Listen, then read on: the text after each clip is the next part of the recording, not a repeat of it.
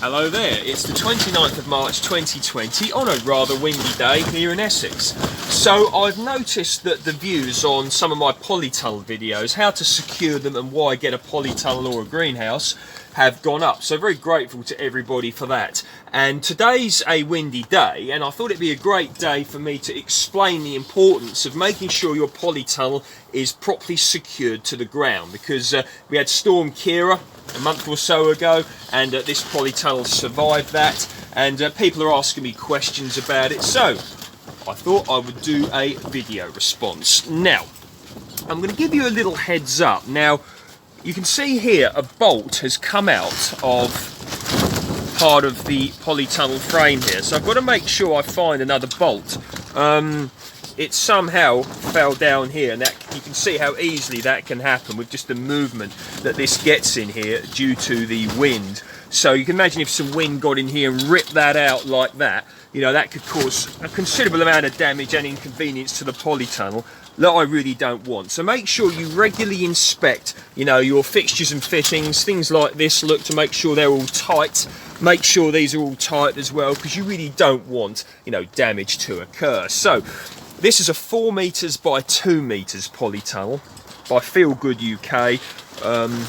I'm very fond of it, and it's been very good. Now, you can see that it consists of a galvanized frame, and I would recommend, you know, if you're going to get a polytunnel, get one with a galvanized frame, okay, because you don't want it to rust. You know, I look at a polytunnel as a long-term thing, and you don't want to have the added expense and the inconvenience of having to replace it, you know, before too long, really. So there we go. Now, if you have a look at the bottom of the polytunnel, you can see the frame there, look.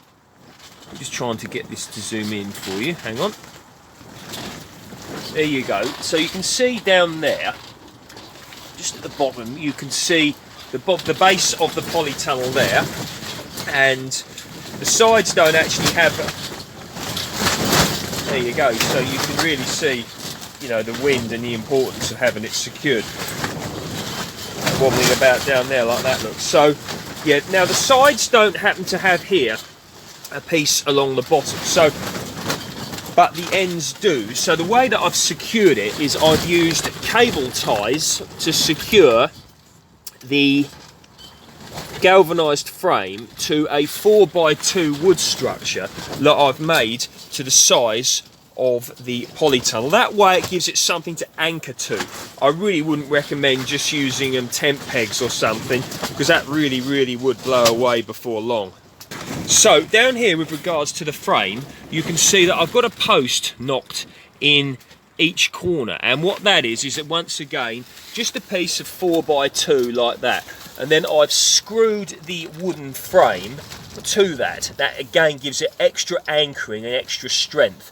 You know, what would be even more ideal would be to have the posts concreted in.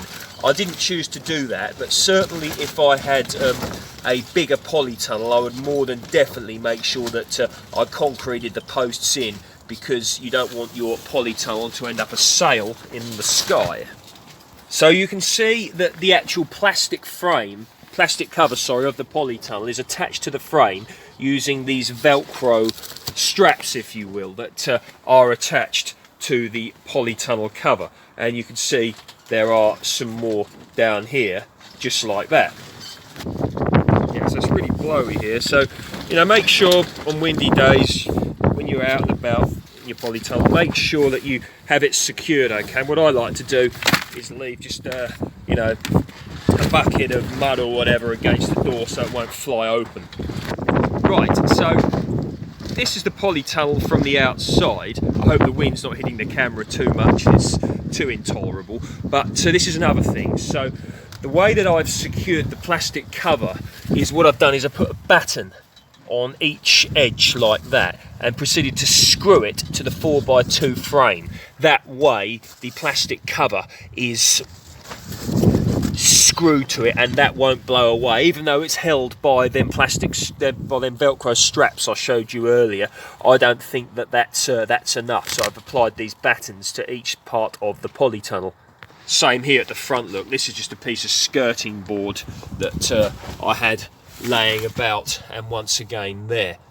and the same down at the back of the polytunnel here. Now I haven't done it right down the side there because wind won't get you know, from where that fence is into there, but certainly 3 sides of the polytunnel are well and truly fixed. Now one thing you can do is the cover tends to overlap quite a bit, so one could even bury it in the ground if they indeed wished. I haven't done that, but if you lived in an area, you know, where if you were really exposed and really high winds, then that could be a good option for you.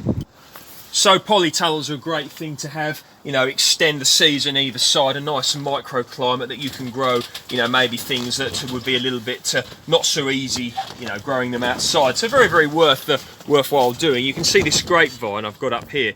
This is variety Autumn Royal, and this is, you know, you can see it's coming into leaf quite early for a grapevine because of the extra warmth in here. You know about my peach, the Dixie Red Peach, you know about my Lord Napier Nectarine and my Peregrine peach tree here. So another thing, I've got some potatoes growing in here in containers, and this can be a very good thing to do, grow potatoes in your polytunnel in containers, because that can then, you know, you can get them a little bit earlier, particularly a variety of first early such as this one, Swift, which is said to crop in about 8 weeks under ideal circumstances. So we'll see how they do in here. But yeah, just very much a worthwhile thing to do for a microclimate. You can see that I've overwintered some geraniums in here, and they're starting to leaf out now, so quite happy about that. Overwintering this blood orange tree under a bit of extra protection that's been outside all winter. And of course I've got my table here that I've used for labelling things up, working, and I'll probably end up having this set with seedlings in trays before long. So yeah, certainly look into getting a polytunnel if you can. Any comments, questions or whatever you've got on this, don't try and put it up in the wind, you know, because that would be a very difficult thing to do.